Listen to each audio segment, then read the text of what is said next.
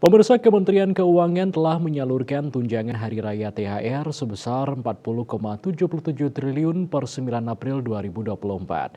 Hal ini disampaikan Kepala Biro Komunikasi dan Layanan Informasi Kementerian Keuangan, Denny Surjantoro.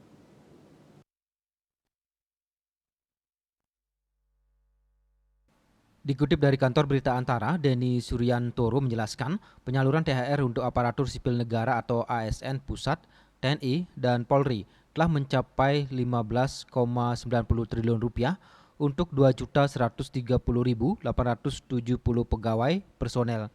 Secara keseluruhan jumlah satuan kerja atau satker yang sudah dibayarkan sebanyak 13.206 atau 99,97% dari 13.210 satker. Menurutnya seluruh kementerian, lembaga atau KL telah mengajukan THR, tepatnya sebanyak 84 KL. Sementara pembayaran THR pensiunan tercatat sebesar 11,33 triliun rupiah untuk 3.546.555 pensiunan dari 3.554.139 pensiunan atau setara dengan 99,76%. Adapun untuk THR ASN daerah, jumlah yang tersalurkan sebesar 13,54 triliun rupiah.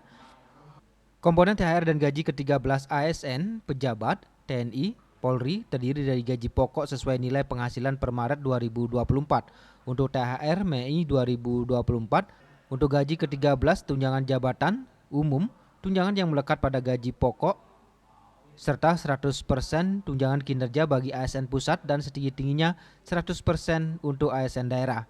Pemberian tunjangan kinerja bagi ASN daerah mempertimbangkan kemampuan kapasitas fiskal daerah dan sesuai peraturan perundang-undangan.